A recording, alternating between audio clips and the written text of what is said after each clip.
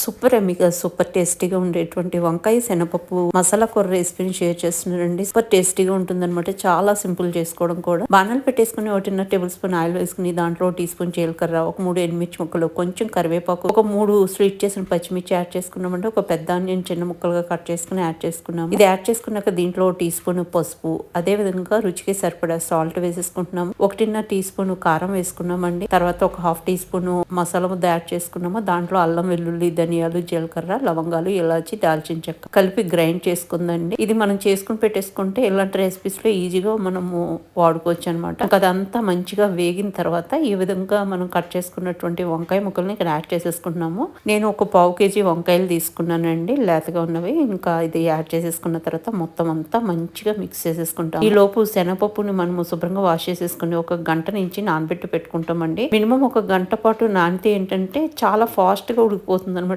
ఎక్కువ టైం తీసుకోదు మనకి. ఇంకా అలా నానబెట్టుకున్నటువంటి శనగపప్పు ఒక 2 గుప్పుల నిండా యాడ్ చేసుకున్నాను. యాడ్ చేసుకున్న తర్వాత మంచిగా మొత్తం అంతా కలిసేలాగా మిక్స్ చేసేసుకుంటాము. మిక్స్ చేసేసుకుని ఇది ఉడకడానికి వీలుగా ఒక హాఫ్ గ్లాస్ వాటర్ వేసుకుంటాము. మనకి కూర మొత్తం అయ్యేటప్పటికి మనం వేసిన వాటర్ అంతా కూడా ఇంకా ఎగిరిపోతుంది అనమాట. హాఫ్ గ్లాస్ వాటర్ యాడ్ చేసేసి మొత్తం అంతా మంచిగా మిక్స్ చేసేసుకుని మూత పెట్టేసి 15 నుంచి 20 నిమిషాల పాటు లో టు మీడియం ఫ్లేమ్ లో పెట్టేసుకుంటానండి. 20 మినిట్స్ లో మనకి కూర అంతా చక్కగా ఉడికిపోయి ఉంటుంది అనమాట. శనగపప్పు మెత్తబడి వంకాయ అది చక్కగా ఉడికి భలే ఉంటుంది. ఇంకా పైనుంచి కొంచెం కరివేపాకుని మనం స్ప్రింకిల్ చేసుకుంటాం. మీకు ఇష్టమైతే కొత్తిమీర కూడా యాడ్ చేసుకోవచ్చు. కూర మనకి ఉడికిపోయింది. సర్వింగ్ డిష్ లోకి తీసుకుని వేడివేడిగా సర్వ్ చేసేయడమే. అసలు చాలా యమ్మీగా చాలా టేస్టీగా ఉంటుందండి. పైగా చేసుకోవడం కూడా ఎంత ఈజీనో చూసారు కదా. చాలా మంది ఇష్టపడతారు ఈ రెసిపీని. మీరు కూడా ట్రై చేసి చూడండి ఫ్రెండ్స్.